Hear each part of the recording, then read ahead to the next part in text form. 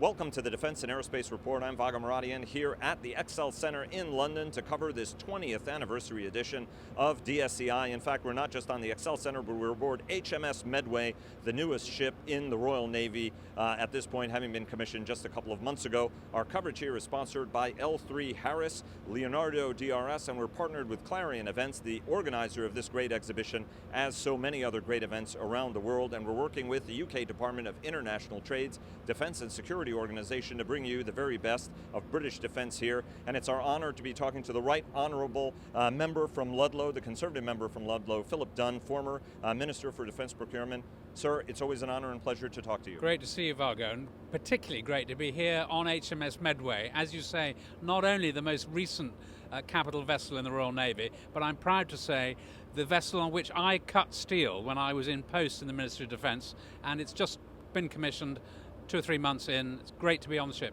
I was going to say that you have a special history with this ship, so it's particularly great. It was a very sophisticated computerized machine you used to do that, right? I mean, wasn't that a highly sophisticated process? I'm proud to say that British technology has moved beyond the hammer and chisel, and I pressed a computer button and a program automatically cut a piece of steel out of a welding bay. Fantastic. It is utterly fantastic, and it's actually some world-leading technology that's on this ship. Even though you're not in post right now, you are working diligently on a whole series of initiatives to make Britain more competitive for the future. The Defence Growth Partnership is one of those initiatives. ADS, the Association of British Defence Companies, was also one of your co-conspirators in this. You and I spoke last year at the Royal International Air Tattoo at Riyadh, where you gave us sort of a preview and some really stunning statistics, which I think bear repeating at this point, about how important the aerospace and defence industry is to Britain. So I was asked by the then Secretary of State to do a review into the contribution that defence makes to the prosperity of the UK, and we did the first sort of comprehensive analysis, bringing the MOD, the Armed Forces and the defence industry which supports them together, and we established that there are now over 500,000 individuals employed within the defence sector as broadly described in the UK. That's 1 in 65 jobs in the UK is defence dependent, and about 25,000, just over 25,000 apprentices every year coming forward to become the employees of the future. So it is a very important footprint, and it's great to be here at DSEI, the biggest defence exhibition that we have in the UK, to make that point across, bring it across to people. We've been earlier, and you came, I was pleased, to the Defence Growth Partnership Skills event, where we're talking about trying to identify the skills requirements for the future at an increasingly competitive time for British jobs. We have record low unemployment in the UK at the moment. So what are the defence requirements for the future? Let's map them, let's identify the skills gaps that we have and help to develop opportunities to get people into those jobs in future. 3.8% is the unemployment rate, which is very, very low, lowest in many, many decades. We have that in the United States as well. That's driving wages up, obviously, but it's also an insatiable demand for skills.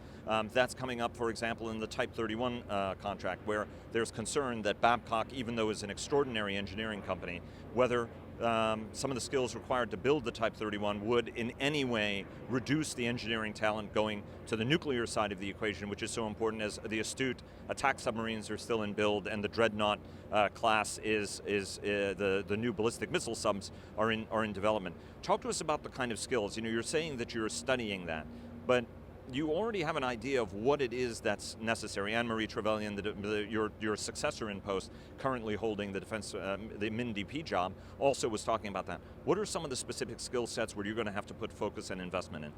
Well, you mentioned Babcock, who of course were one of the lead contractors in the alliance that bought the aircraft carrier. They're still completing HMS Prince of Wales in Rosyth at the moment. There are more capital projects for the Royal Navy. We're standing on one of them at the moment, in train in the next coming years than there have been for many years, and that's a great tribute to recapitalisation of the Royal Navy under this government. So in response to your question about skills gaps, it's very clear that the users have been in a digitalised environment for some time. Industry is in a digitalised environment now, but we've got a lot of existing employees within industry and frankly within the armed forces who've not got the digital skills given their generation. They haven't been brought up playing with computer games.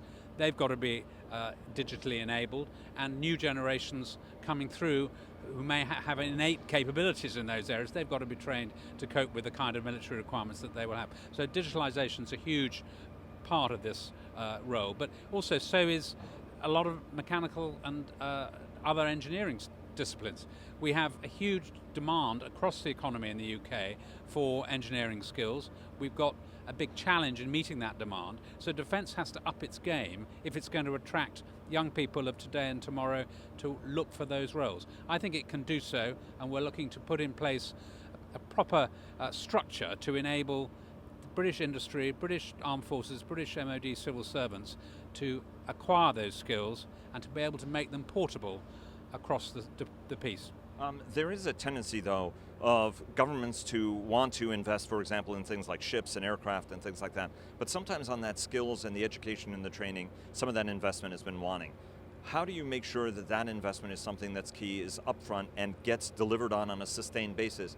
Because if we did that, we would have those skills over the long term. Whereas in the UK, sometimes there's been a very short-term focus on this stuff. Exports, we talked to Mark Goldsack at the director of the Defence and Security Organization, 19 billion pounds in defence and security exports, but that's on the backs of decades of investment that was made. How do you make sure, and is this something that's understood by members, that this is something really important to invest in over a prolonged period? Well, I think you're right to look at the duration of spending commitments from government and within industry. Part of my report was trying to encourage industry and government to co-invest so that there's a clear confluence of interest both in the capability development and in skills development. So it is important that they work together. From government's point of view, we have in this country this system of spending reviews. We had one last week, which was only 1 year, because the government will likely go into a general election within the next year, so it was a more short-term measure.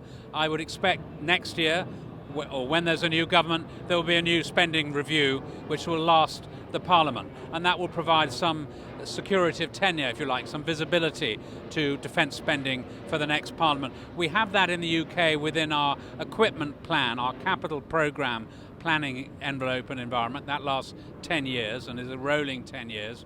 We need to get a bit more fidelity within the annual revenue spending, and I think skills is a big part of that. Of course, industry doesn't just think in terms of 1, 2, 3, 4, 5 years. They think much longer term than that. And industry, I'm pleased to say, are showing some real enthusiasm for this program to work with government to identify what skills needs that we have. Two more questions, because you've been very generous with your time. First, yes, there is more money in the budget, but that money in the budget is being consumed by the devaluation of the pound and to top up pensions. So whether it's the F-35, the P-8 Poseidon, all of these systems were bought with an exchange rate estimate of around 155. At this point, when the pound starts to get to 121, 119, 118, you are spending the equivalent of, the cost of the F-35 and everything else goes up by 20 some odd percent, right? On a program that the prices have been trending down on. How realistic is it that there will be sustained spending increases that are actually going to end up moving the needle? Because there is a concern that if there's additional problems on Brexit, it drives the pound even lower, which means effectively that Britain is spending a lot of money and not getting as much capability at the end of the day. Well, currencies go up and down. I remember when the pound was $1.10. We've been here before, and there's hedging strategies put in place by the department on a routine basis. So I think you're right in the immediate short term, but F-35 commitments go on for years and years and years. So I wouldn't anticipate this is a sea change. We're dealing with a currency dip at the moment as a result of uncertainties around Brexit. Once Brexit is resolved, as I hope it will be in the coming weeks, we'll find that might reverse. I think the more important thing is, where do we go as a nation in deciding how much we want to commit of government resource to defence and security? There was an increase in the spending round last week by the new Prime Minister, which was very welcome.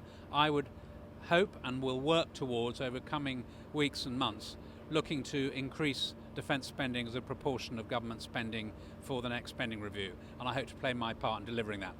You are a very thoughtful member. It is I think, an interesting time in British politics. I think we can agree.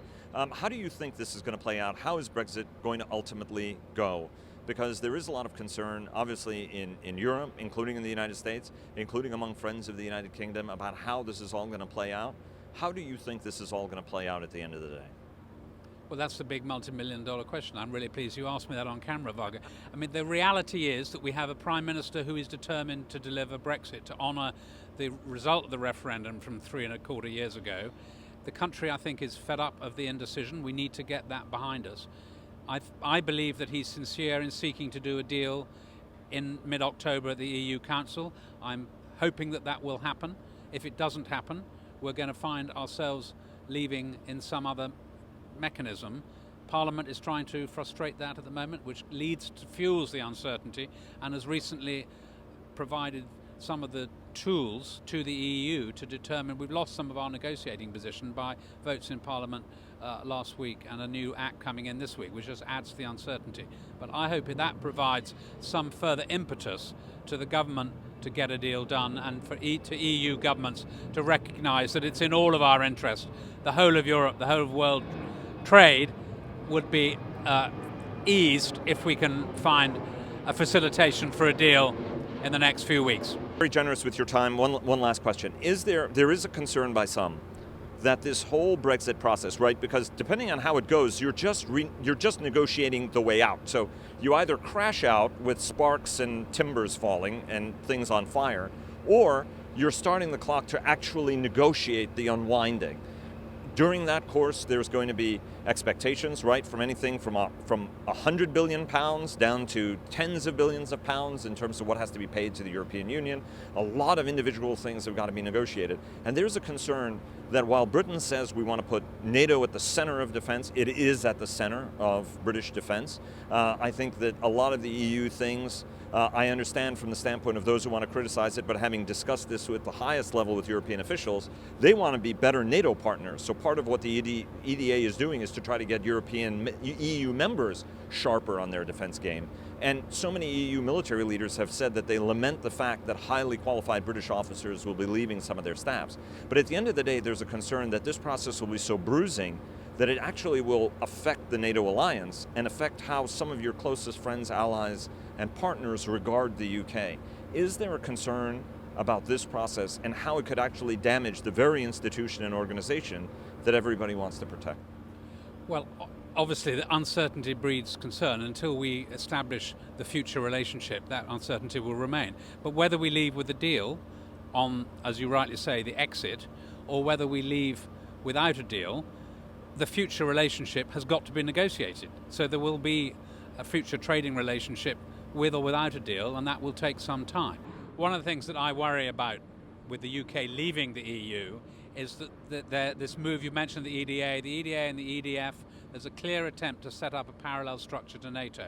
I think that poses fundamental questions for NATO and potentially for the US in their role in relation to NATO and the EU. The UK was a bulwark stopping a separate development of a parallel structure, which I think is frankly one of the main reasons why, now that they're going ahead with that, we can't go back into the EU. But you asked me in relation to UK defence, where does leaving the EU leave us? I think NATO remains at the core of our defence shield in Europe. It will continue to do so. So I think that what the EU do to the side is for them. We will see NATO as the place at the heart of our relationship, as well as the existing substantial number of bilateral and multilateral relationships that we have with our European partners. Those will all continue in the military sphere. The Right Honourable Philip Dunne, the Conservative member from Ludlow, a good friend and also former Minister of Defence Procurement. Sir, thanks very much. Thank you for your time. Best of luck. I think everybody has their fingers crossed that this ends up in a proper way. Best of luck to you. Thank you. Thank you, Varga. Great.